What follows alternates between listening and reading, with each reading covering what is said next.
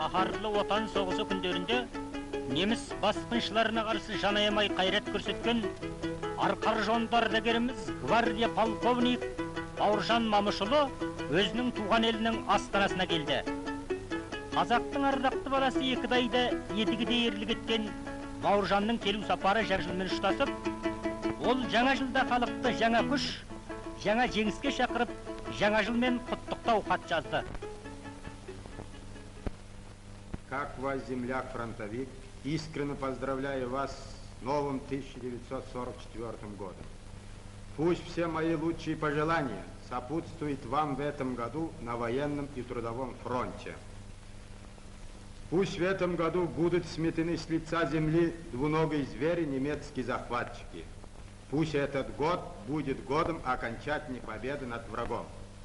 Пусть этот год будет счастливым годом радостной встречи фронтовиков с семьями после окончательной победы и торжества над ненавистной коричневой чумой. Пусть этот год будет годом счастливого трудового подъема, обильного урожая на колхозных полях, стахановского труда на производстве, творческого успеха мысли в науке, литературе и искусстве.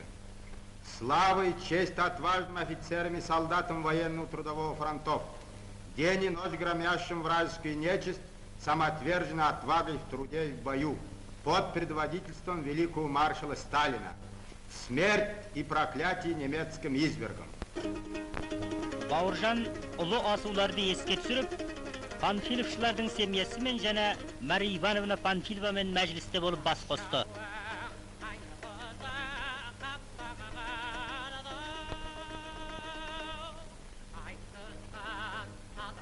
Бауыржанның келу сапарын Қазақстанның ақын жазушылары құшақ жая қарсы алып, онымен әңгімелесті.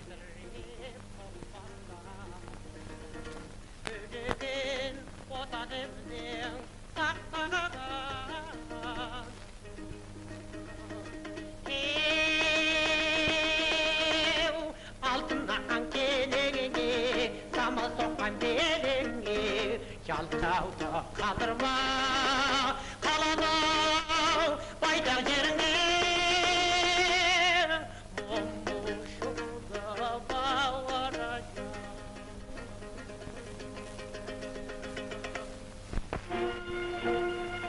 Қасиетті отан үшін, қымбатты жері айдын шалқар көл үшін, халқымыздың бостандығы үшін, адам жегіз фашист хайуандармен алысып, жанын құрбан еткен Жалмағанбет Бозжанов жолдастың туған анасы Бауыржанның келуін көптен күткен еді.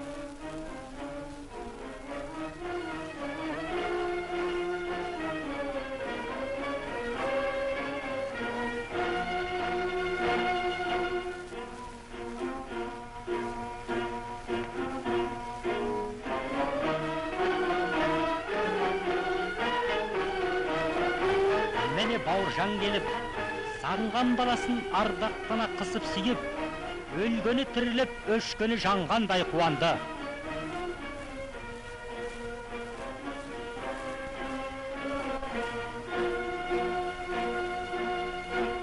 Құрметті ана майданға 3 баласын аттандырғанына әрі мақтан, әрі шүкірлік етеді.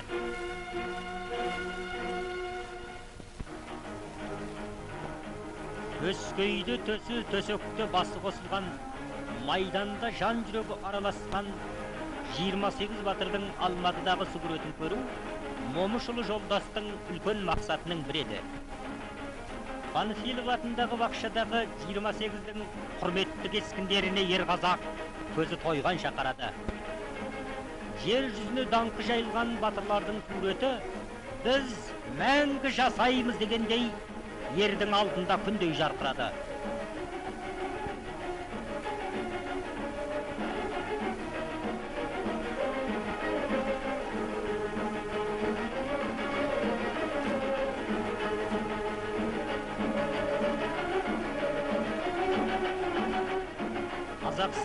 кең байтақ даласында, тауларында фашисттерді біржола тезінен талқандауға даярланған жауынгерлер тұзды бұзып тасты күлеткендей.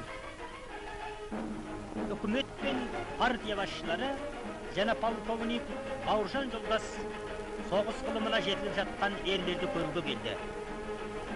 Бұлар таңғилы фашисттердің күлін көкке ұшыратын жаңа күштер.